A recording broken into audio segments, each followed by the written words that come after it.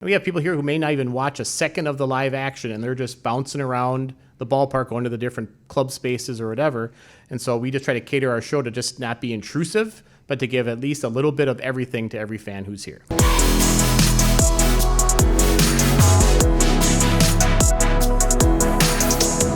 Hello and welcome to the Daktronics Experience Podcast. We are on site today. I'm Justin Oxner. I'm Matt Anderson, and we are at Target Field today, and we're joined by Sam Henschen, the Director of Game Day Experience for the Minnesota Twins. Hi, Sam. How you doing? I'm doing really good. Good to see you guys. Thanks for making the drive out to Minnesota today. Yeah. Absolutely. It's about, 3.5 hours-ish to get here from South Dakota? It's not too bad. Yeah, and thanks for having us. It's always great to be on site and to see an actual stadium in person and see all the technology and everything you've got going on. But before we get into kind of the nuts and bolts of everything happening here at Target Field, could you start by giving us a kind of a rundown of your position and how you got to where you're at today? Yeah, so I'm a director of game day experience, like you guys said, and basically me and my team oversee everything that happens at Target Field that's not the baseball game. So it's all the audio you hear, all the videos we play, all the sponsorships we take care of, all the signage throughout the ballpark. Me and my team basically take all these elements from all the different departments that they need to get done, and we try to package it into some type of a show that's both takes care of our sponsors, entertaining for the fans, pumps up the players, and just have fans have a fun experience when they come to every Twins game. Awesome. And then how long have you been in your current position then? So my current position, I've been here since 2013. I've been with the Twins since 2003. Oh, okay. And then I was an unpaid intern way back in 2000. So this is actually my 24th baseball season in some capacity involved with the Minnesota Twins. Awesome. Wow. And we always call it an origin story, but Yep. I mean, even thinking back to that internship, was baseball or just sports something you knew you always wanted to be a part of, or kind of how did you realize this is the career you wanted to be in? No, that's great. No, growing up, I was a big fan of,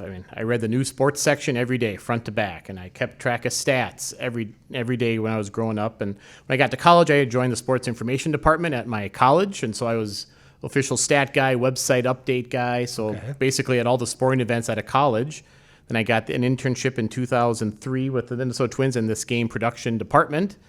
And then after the 2003 internship ended, there was no full-time position. So I was like, what am I going to do next? But by happenstance, Daktronics at the old Metrodome put in ribbon boards for the very first time there. Okay. And I was fortunate enough to just sit in on a training. My boss at the time said, hey, why don't you just give it a shot? And maybe that's something you could do. And I had no scoreboard experience. Yeah. But I sat there, and I was lucky enough to get the job to kind of program and run the ribbon boards for the 2004 season.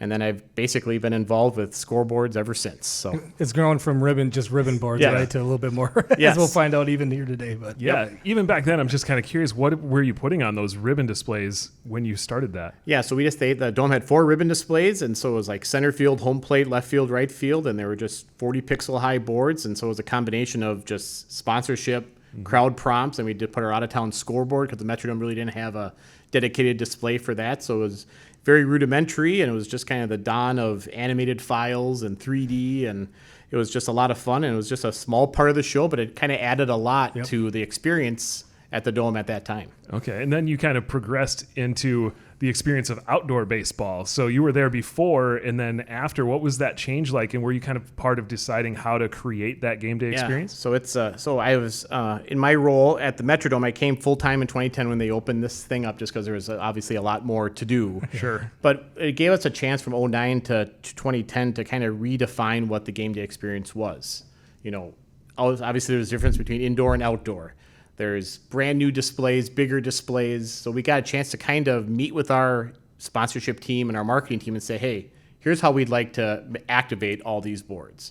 And we basically came to an agreement before we even walked in here about, okay, this percentage is going to go to sponsorship. We're going to do this here, that there, just to give us all kind of a sense like we're just not going to copy paste what we did at the Dome. Yep. Let's create something completely brand new.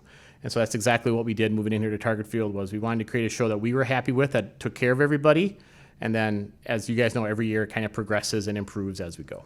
Yep, and I'm thinking, too, even when you came to this from what the Metrodome had at that current point, right, it's, like you said, it's a lot of coordinating with yourself, sponsorships, and marketing, because you have a number of displays going on now.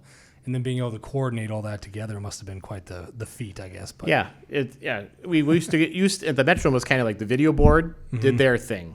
We had a black and white scoreboard that did their things. The ribbon, it was kind of like 3 separate entities kind of just working in tandem.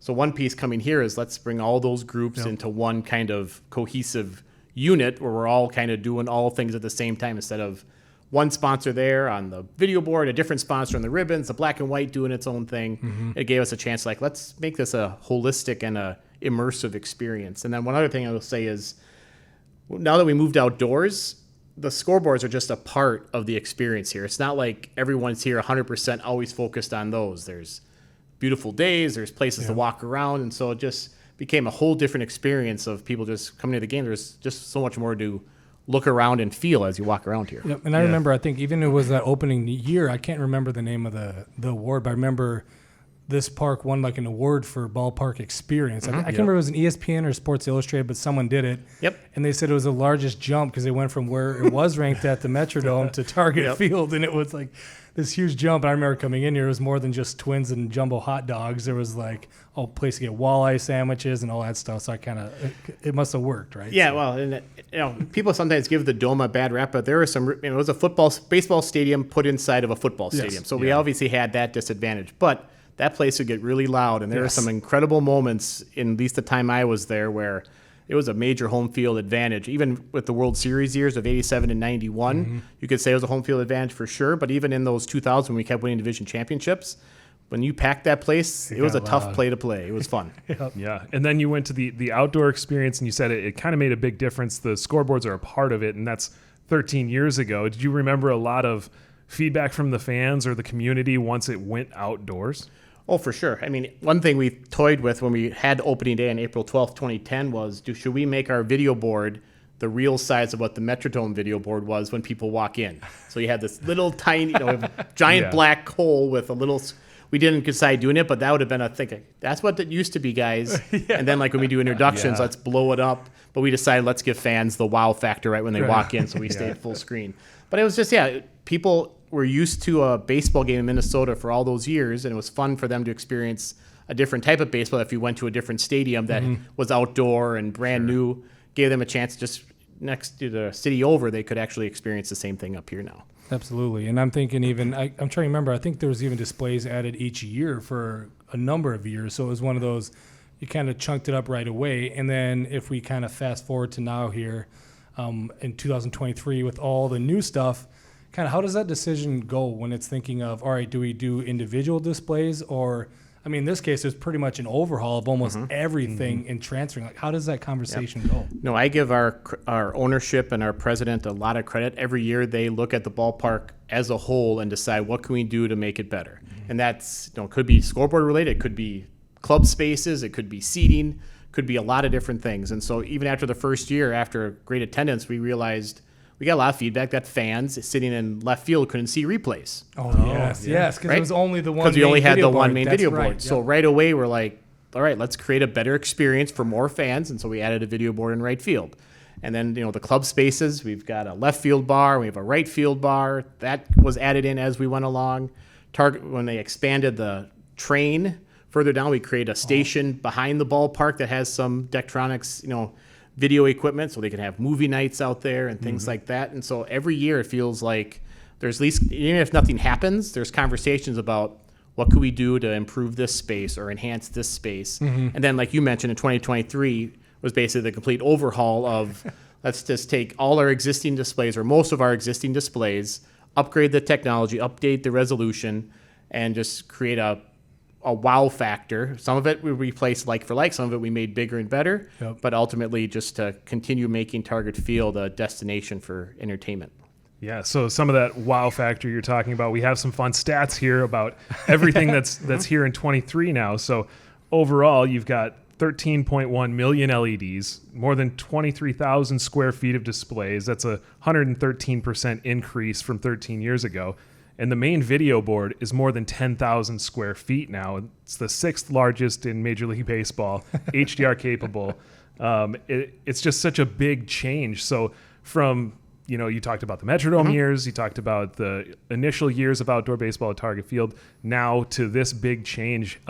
How's that been received so far in the games you've had already? Oh, it's been received very well. So just like the wow factor from the Dome to here, there was a similar wow factor when people walked in, because after 13 years, the LEDs aren't quite as bright as they used to be, right? And all of a sudden you're putting the same content, the same highlights up there, and it's just like, whoa, that is incredible looking. And plus the board being bigger, we were in a 16:9 aspect ratio, so it's like your standard TVs, right? Yep. So now we're taking that and we basically, the width is 50% wider, and so it gives us a sense of like now the highlights are even bigger because of the size, but also gives us some opportunities to play with the board where if you have our standard 16:9 video, what can we do to kind of tell a different story using that extra real estate, both from a video perspective and from the in-game perspective of redesigning all of our, because as you know in baseball, everything stays static during play. Yep. How can we use all this extra real estate to tell a better story than we told before? Absolutely. And it's kind of, I would say, keep raising the bar, but you had fans that went from a Metrodome type experience to when this opened, right? And so then when you're doing this revamp, it's, all right, now this is now the norm of what they expect. Yeah. So going up that extra level. And I like how you're saying even the same content look better, because I know we've heard from customers before of, yeah, we didn't do anything but just go higher resolution or same size but this, but then, okay, we got to make sure that people know the money that went into this is worth it to how much clearer and sharper it can be. So it's kind of that. And I've heard the analogy I think you were kind of saying too is, I mean, we got HDR and 4K on here, and that's the stuff that people are starting to do at home on their TV. So I'd say it's an expectation, but you want them to make sure they have the same kind of experience when they come into the ballpark. Yeah, I mean, it goes down. People's at-home experience watching games is so much better than it used to be 20 years ago, right? So it's like, what can, encourage fans to actually come out and experience a game live? And part of that, again, is having kind of an entertainment show that's something you wouldn't get at home.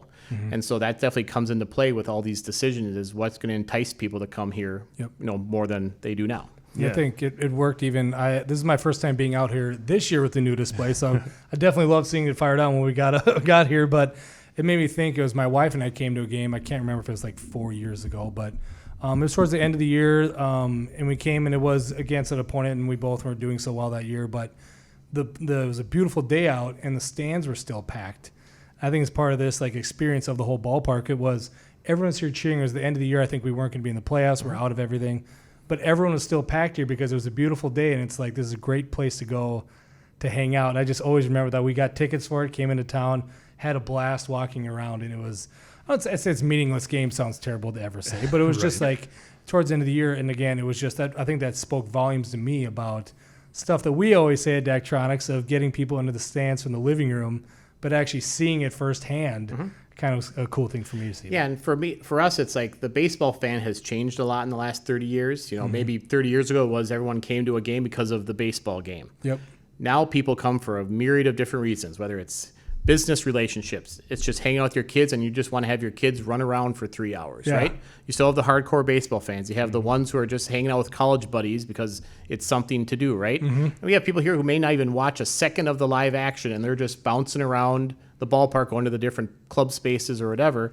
And so we just try to cater our show to just not be intrusive, but to give at least a little bit of everything to every fan who's here. That's awesome. The whole ballpark is really meant for an entertainment experience now. Like you just mentioned all the different types of people coming here to be entertained, and it might not always be the baseball, but it's kind of interesting to hear that side of it. And you were kind of touching on this a little bit before with moving around your 16:9 replays and playing with the board.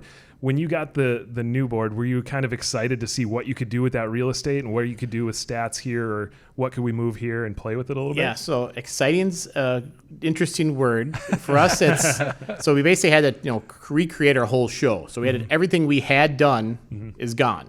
Resolutions weren't the same. Everything was different. Plus, we also updated all our marks from last year too. So all the Twins logos were all updated, which was kind of a blessing in disguise because we're building stuff new. Let's build it with new stuff. You might as well do it there, right? Do it right there. And so a lot of what we did in that offseason was just to try to get our show up to par with where we left it from 2022. So it's like we want to make sure we have the same stats, we have the same functionality, we can do the same promotional features, just so that we can get to that base level that we had set last year. And with the hopes that before opening day, we could add some cool little features to the show. So whether it's since the board is bigger, like for home runs, we do a 2-video replay now. So we'd have a camera follow the guy in the dugout doing all the high fives, while at the same time we can show replays of his home run. Since the board is so big, you can show 2 really large images at the same time. Where the year before, it was a full screen video of the replay in a little small box because that's all we could kind of fit to make it work. Picture in a picture thing, right? And so we had some of those ideas, probably say 5 to 6 of those kind of what can we do with the bigger display ideas that we sprinkled in at the start of the season. But now that we've got the show off and running, now it's like, okay, what else should we do? What else should we do? What else should we do? With the hopes that we continue to build as we move forward. Absolutely. And I mean, we're mentioning already the new real estate, everything going on, but all the LED got revamped, but there's also some new displays, right? So like, what were some of the new ones we added in? I don't know. We got a list of right where we could start. I don't know if there's one that sticks out in your mind right away. The biggest ones for us is we added some additional kind of tall ribbon displays down the first baseline and the third baseline that used to be static signage before. And one of the decisions was, let's move the out-of-town scores. We used to have it on our right field wall in our right center field display. We gave that over to sponsorship and then decided, let's move the scores to our wings. So now not just a certain segment of fans can see the scores. Now everybody can. And so those are really impactful. We also added what we call our concourse display, which is actually on the back side of our first base display. And that's a tall board that as you're walking the concourse kind of ingratiates fans into the game. So instead of just your standard concourse TVs, this gives us a chance to, if we hit a home run and you're walking the concourse in that one section, you'll actually experience, the home run graphics or the Twins win graphics just while you're walking around. So you'll know it happened. So so it gives you a chance to kind of bring the, again, game day experience out of the stands and into a place that sometimes is, you're blocked or you're behind people to give that aspect. So that was a really cool decision that the project team made, and we're really happy. And that's another board that, again, we just got it off and running, but there's so many more things we'd like to do with it that as time allows, we'll do more. Yeah, and you mentioned kind of we're still thinking of names from dugout displays, first, third line displays, but it seems to be a trend of what we're seeing. And you did that. I'm kind of worried, do you know, like, where did the idea come up? Because you said you used to have static signage there. Do you ever, just kind of look around the stadium or the ownership group or just say, anything static could be digital, or kind of what gave the idea of those specific spots? Yeah, so I always look at it, even with the video board, it used to be a digital display with 4 ad panels on the sides, right? And all the time you think about, if a company wants to change their logo, it's a crane, it's printing, it's people to put it up there, where if it's digital, it's like, send me a JPEG and we'll get it updated, right? And so that mindset matched, the static signage on the first and third base display that I just talked about, but also affects home plate, where it's like, the old style of, having printed out, you have to 2 weeks, 3 weeks beforehand, figure out your artwork, get it approved, get it printed, get it shipped, get it installed, get it. Now it's just send us a JPEG and we'll load it in. And it just creates flexibility for sponsors to very easily, hey, we want to promote something on this one day, send it to me, we'll play it that night, and we'll go back to your normal signage, right? So that creates a lot of opportunity there. And then the dugout displays also, as you guys are aware, every camera shot of the dugout, you usually see it's right behind the manager's head, right? Or the pitching coach's head. So it's a great opportunity for sponsorship, but also, like, even this past week, we had some concerts here at Target Field on Friday and Saturday, and we turned one of our dugouts into a bar. And so just on those displays, we can put dugout bar so that all the people on the field can look around like, oh, there's a bar over there. It's not just the dugout. Oh, that's cool. And it just is like, you never think of that when you built those in. But it's like, what a perfect use of that display for people who probably maybe never even come to Target Field. It's like, there's something over there. You don't have to walk up to the normal concession stands, right? And so that's what these flexibility of these displays do, is like you build them for baseball reasons, but all of a sudden they can turn into something that can help another event that's not baseball related, at the snap of the Did you finger. call it the dugout bar? Is that what it was actually called? I think that's what they suggested to me. Yes. Nice. Yeah, so you talked about those dugout displays, different from the first baseline ribbon displays, and then you talked about even outside in that concourse. And there's another different kind of unique display. You have the Gate 34 display. Yeah. And that's kind of in a park area next to the field. Can you talk a little bit about that area and how that display works in? Nope, that's a great one. So at our main gate, which is Gate 34, which is kind of the front door to our ballpark, we have a giant little green space where we have beanbags and you can take pictures among Twins logos and such. But we realize that a lot of people hang out there, but you're, again, like I mentioned before, you're kind of separated from the game in years past. Like, you might hear a cheer, but you can't see the video board from that angle. You almost have to wait to see. And so one part of these enhancements was like, well, how can we keep fans in that area ingratiated in the game? And so we looked at the ramp B, which is just a giant brick facade. It's like between our tower and what the existing infrastructure, if we put a big vertical rectangle there. And that was, again, another fantastic idea. It's a great use of that space. And then we were able to put, 2 different TV feeds. We were able to put baseball information on there, all in a kind of a nice looking display, so that nice. if you're out there with your kids playing beanbags, you can still keep tabs on what's happening in the game, and it creates a really a place where you can go where you can still be connected to what's going on. I was like, I see the theme connected is always like you said, if you're out in the concourse, you get it. If you're out playing beanbags, you're getting it and stuff too like that. So that's very interesting to me. And we'll find out. We're going to go to the game tomorrow. We'll find out. But there's a term I think I brought up on our podcast last week was the come early and stay late. Like when you have things like that, it kind of encourages fans maybe to come in. I'm not sure how early you open them up before the game starts or how late you stay open afterwards. But is that kind of a thought too? Of like we want people to hang out here, not just only for the game and then that's it? Yeah. So it's every day is a little bit different. Sometimes we have 2 hour gates 2 hours before, and some days during the week we have 1 hour gates. Okay. And so it's always a revolving door as to how we want to activate that. Sometimes we've had happy hours where right at gates open to kind of entice fans. Obviously giveaways entice fans to get here early. But it's just a matter of, we want to try to create environments that people want to partake in. But at the same time, we're not just going to open things either. We want to make sure that there's a reason for people to come early. And so we have to play that balancing act all the time. But we want this target field experience. We want, with the games being shorter now, they're more 2.5 hour games than 3 hour games. It creates a lot more action in a shorter amount of time, which gives us that chance of, now maybe people, instead of expecting to stay here 3 hours and it's a 3 hour baseball game, they're actually trying to spend 3 hours here, but it's only a 2.5 hour baseball game. So would they come early knowing the game's going to be short? Would they stay later, maybe have an extra beer or two at a bar? Those are all conversations that we have. That's what I've been kind of wondering. I haven't been to an MLB game this year yet, and I hear about the shorter times, and it made me curious of all the points you're hitting on. What are people doing? How's it affecting? Because this isn't the Daktronics curse we've talked about, but it's just being in the sports business. You wonder, what does that mean? People wander around the concourses less? Are they doing it more? Like, and those kind of things. Sure.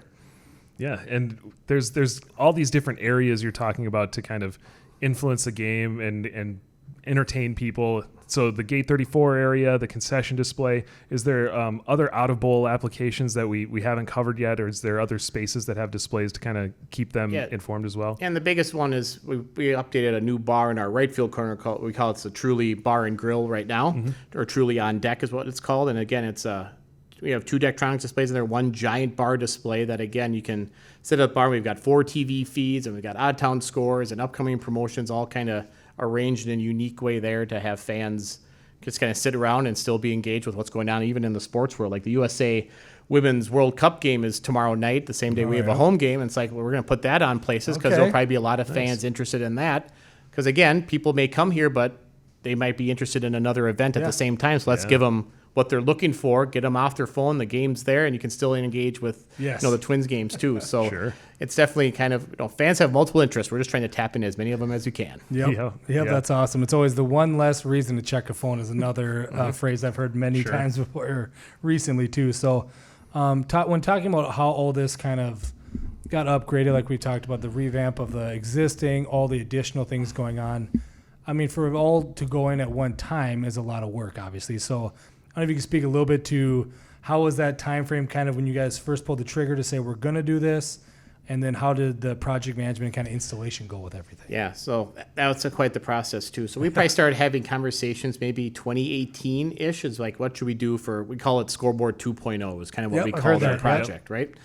So going into the 2020 season, we were planning on that off season after the 2020 season to start. We decided to break it into phases. Okay. One being just the control room video gear side, and then the second phase being the actual physical display side. Okay. And we just felt, and the main reason we felt that is the year we were going to do it, we had the Winter Classic that same year. And so the Winter Classic obviously is New Year's Day. And so to try to do both phases of a project with a Winter Classic going on was probably something that was not going to be possible. So that also played into the situation as well. But we only had a 3-month window to get our control room in, which was really, really tight. And then once that got done, then we had the display project this past off season, which we thankfully had the full off season to be able to do that. And so it gave us a little bit of chance to kind of make some decisions first on the video room, and then lean into what's the choices for the display side of the room. and not have to make all those decisions at once. And frankly, we let technology kind of improve too, and maybe it helped us with some final decisions as well. Yeah. And how did everything kind of go on site while getting those installed? Were there other pieces kind of being updated around the stadium at the same time? And was the coordination kind of something tricky that you had to work through? Yeah, I mean, every project, you guys know this, is there's always unforeseen. When you live in Minnesota in December and January, Yes. it can get pretty brutal around here. So every time we saw the crews up there putting things together, it's like it was cold where I was standing. I can't imagine what it was like up there. Right. So there was, whether it was ice or freezing temperatures, or we were still in the brink of the shipping delays and all the pieces that needed to be put into for all these things. So it was a navigation of a lot of different aspects, but our project team we had weekly meetings just to keep us all under. We had a great relationship with the Daktronics crew because they popped in usually every day and just gave us quick updates, because we had people banging on our door like, hey, when can we see stuff? When can we see stuff? Yeah. And they were just constant communication, like, hey, the left field ribbon board might be on today, because not only were we trying to get stuff up for the executives to see, we're also getting stuff for us, like all the stuff we're building on our computers. We want to see what it actually looks like. Did it work? Yeah. Real world testing. Right? Like are the font sizes big enough? All those things that you can always work on in theory, but until you see it, you don't know. But it was one of those. It was definitely right up to the end, as all these projects are. But that's how it kind of went. Yeah, it's always interesting because obviously we're on the LED side, so it's always that. But we know there's other improvements always going on around there, and making sure that everyone is playing nicely. But communication's obviously a key part of it. And I mean, the control room, it's the same way with the display. You have our LED things, and you have the structure itself. You have power signal. There's a lot of other companies that kind of help, subcontractors that help. But in a control room too, right? If you got a whole bunch of new stuff, you probably got a whole bunch of different things in there, different monitors, switchers. I'm thinking it's replacing. So sometimes I'm pretty bad since we started working from home for Daktronics of my desk at home having 2 monitors and making sure it looks clean and kept up. Like when you're getting all new control equipment, what's that like? Are you like a cable management guy, so it's kind of like an oddly satisfying thing, or is it? No, so when we worked with our integrators and everything, they take the control in terms of how everything looks, and for us, we're just the middlemen. Okay. Because basically, how I look at it is, here's the gear we want, put it in, and we're going to let you know if it works the way we want it to. Sure. And it's this doesn't. Can you move this monitor here? Can you make this display work here? And so there's a lot of, I guess you could call them change orders, but not like just minor things. Yeah. But we're also the middlemen where if it's an integrator and then we have a problem, is it the integrator's issue? Is it the vendor's issue? And so a lot of times they'll say, oh, that's an equipment issue. The equipment guys might say, oh, that's an installation issue. So, but we're the ones who use it. And so with all these different facets, we have to be the ones that say, all right, here's the problem. Let's figure out the solution and go from there. I gotcha. Yeah. And then you started producing actual game days after everything's in, and it kind of, can you tell me what's it like on game day being in there and being in control of everything? Is it organized chaos, or is it a little bit better than that? Like that first game you thinking, or you just in general with all the new equipment and then a general game day for you? Yeah. So there's a difference between like game one and like where you would say our last game was, right? Sure. So it's definitely you're kind of like you're letting the ship go out to sea on game one, and you're like, okay, I think we have all our preparations, we've tested everything, and let's see how it goes. And and the goal is just to keep the boat afloat or the plane in the air, right? Yeah. Because I think there's always going to be minor things like, oh, that stat maybe was wrong, or that headshot wasn't correct, but we try to keep the main part of the show moving forward. Gotcha. So. And it's one of those things that in any live production, there's always going to be something that probably is not perfect or something that you'd want to improve upon. Yep.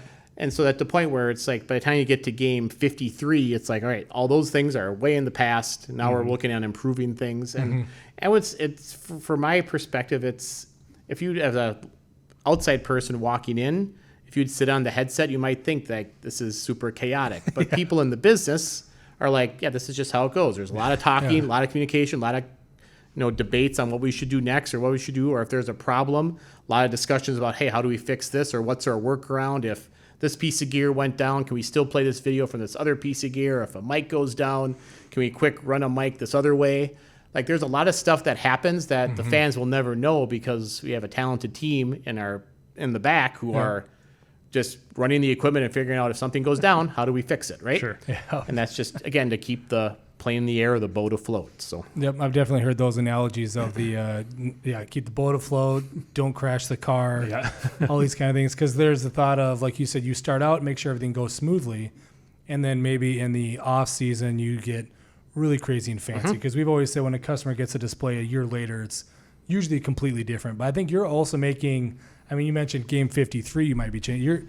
You're not necessarily waiting till the off season, are you? Because I think you mentioned that.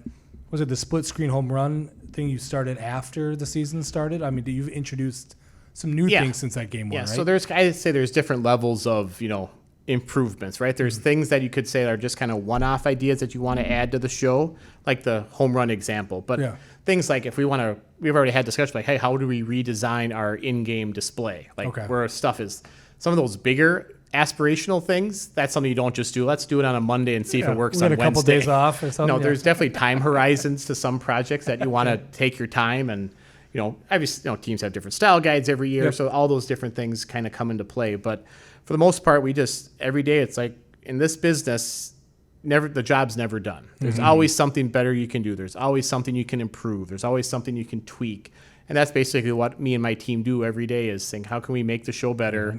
And what can we change to make things move forward? And with technology, there's always new stuff coming down the pipeline that either we discover, we see other teams do, and it's like, ooh, let's try that. And then we add that to the list. So. That's what I was going to ask, because you said you see other teams, and I'm always curious where you get the ideas. We say, like, people in sports watch other games. Do you or your crew, do you ever go to away baseball games as well to help kind of, let's say you go with a notepad and just start jotting down what they're doing, but come up with ideas that way? No, working this business, going to sporting events, not even baseball games, is basically ruined for me because all I do is watch what the scoreboard shows. That's the sports business curse, that's right? What we say too. We go, is that a $6 million? Our friends tell us to shut up, just watch the game. Yep. So, and it's a blessing and a curse, right? Because at the same time, you're just trying to have a beer and enjoy a hockey game. Yeah. At the same time, you're like, ooh, what activation are they doing? Or how are they doing that? Or we should do that, or steal that video idea, or steal that song idea. So you're definitely always, and when you're watching games at home, watching the Twins game at the Mariners yesterday, sometimes in the background, it's like, ooh, what are they doing when this mound visit's happening? Or what's their make noise graphic look like, right? It's just built into the business that we live in, but just fun because there's a lot of talented people throughout the country that do this for a living. And it'd be behooving on us if we didn't take, advice or take feedback from what other teams are doing, because we want to give as good a show as we can, and there's other people that are doing great things. Let's borrow it. Yeah, absolutely. Might as well. And you said you do host other things other than just the baseball games. You said you had a concert. How involved do you get on the production of that? Does it depend on what concert it is and what displays they want to use, or do they bring different things of their own? Yep, it's the whole range. Like when Pink is coming to concert here in a couple weeks, I'm guessing they're just going to handle everything themselves. We keep our boards off. They put on their show. Everyone has a great time. Sure. But we had a post-game concert. T-Pain was here, and his show is very graphically and visually involved. And so they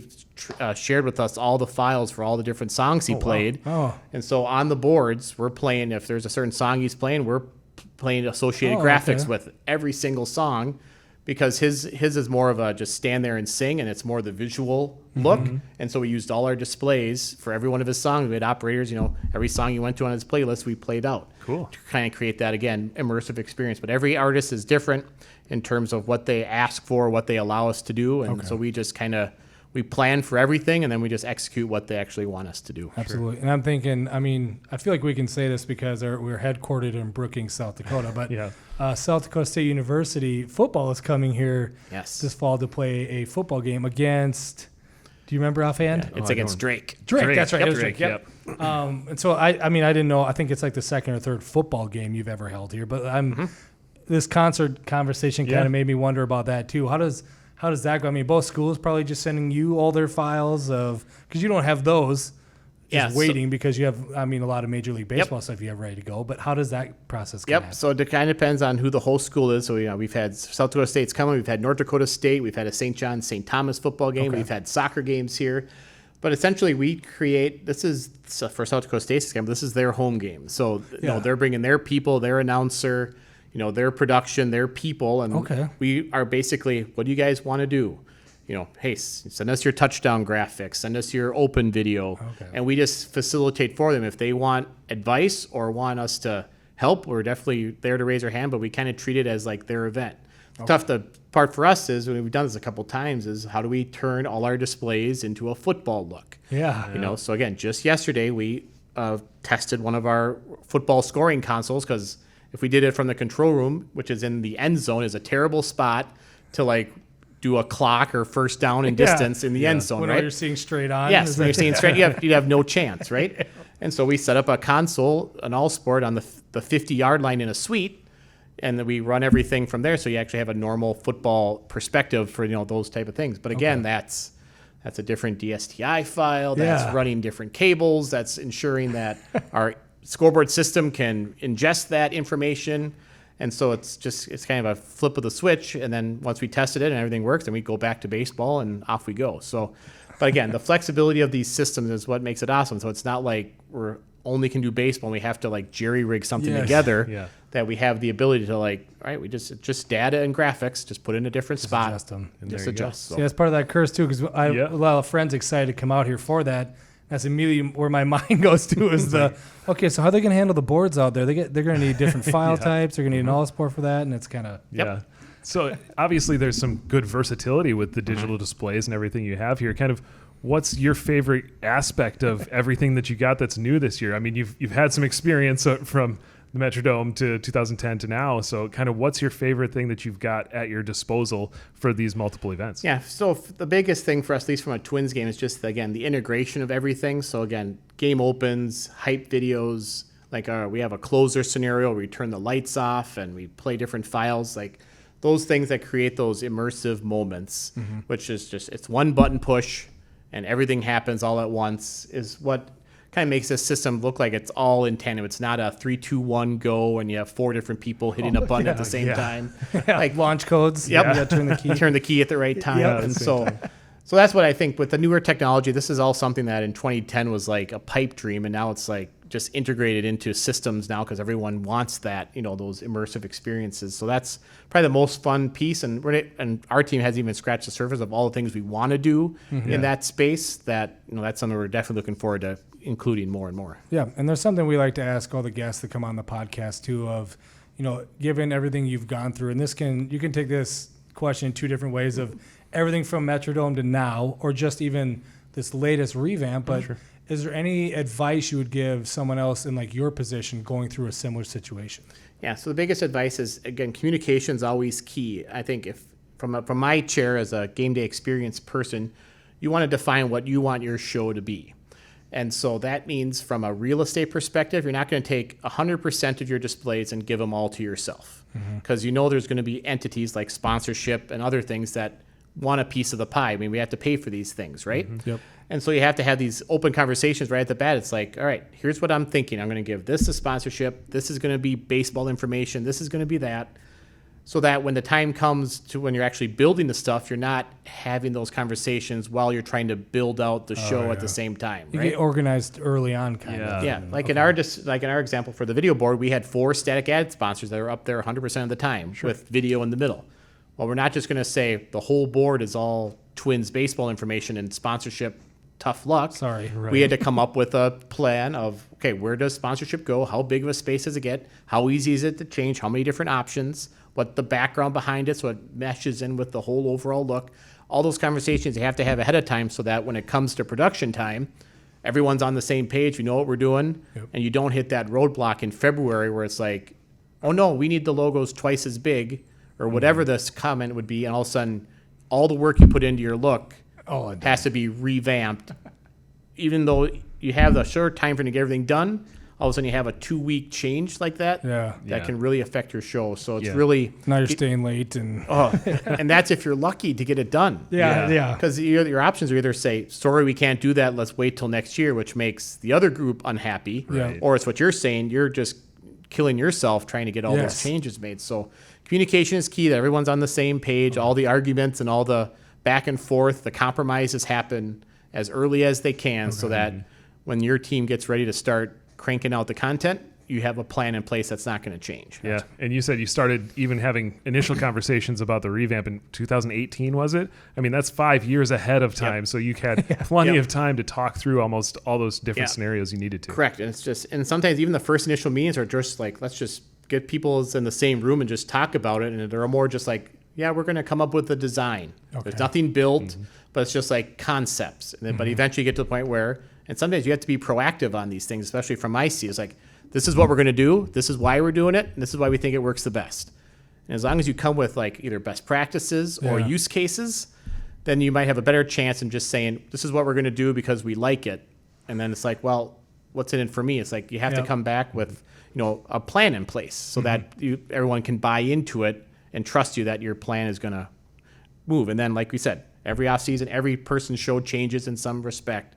And so that's where you can make any tweaks to the plan. I just imagine a large room with a huge whiteboard in there, and everyone's just kind of drawing and pointing at it for a while. Matt's a whiteboard guy. So I always need that. I'm a visual person. I need to draw it so you can point at it. But I'm going to have one more question here for you. It's kind of more of a fun one. I heard you talking about all these different events that you can host and the flexibility of the displays to make those work. Maybe even in your entire career with the Twins, what's one of your most favorite events you've been able to be a part of? It could be a game too, right? Yes, anything that you've been at. I'll have to give this some thought. I know from the baseball side, obviously baseball has its moments, whether it's close to no hitters, where you have the ninth inning, the guy's got no hitter going, or you have obviously all the walk-offs or big comebacks. Yeah. As I keep going, Joe Mauer, when he played his final game here, they got him to catch the last game, and it just worked out. So that was a cool anticipatory moment. Austin Romine for the Tigers once played all 9 positions against us here. Oh, wow. So he pitched and caught and played every position, all 9 innings, one position each inning. And holy cow. Even though it was a visiting player, it was still kind of a fun, we followed him along and gave crowd updates so that by the time he played his 9th position, the crowd gave him a standing ovation, and he was super emotional and super. Oh, wow. That's cool. So that type of stuff is really cool.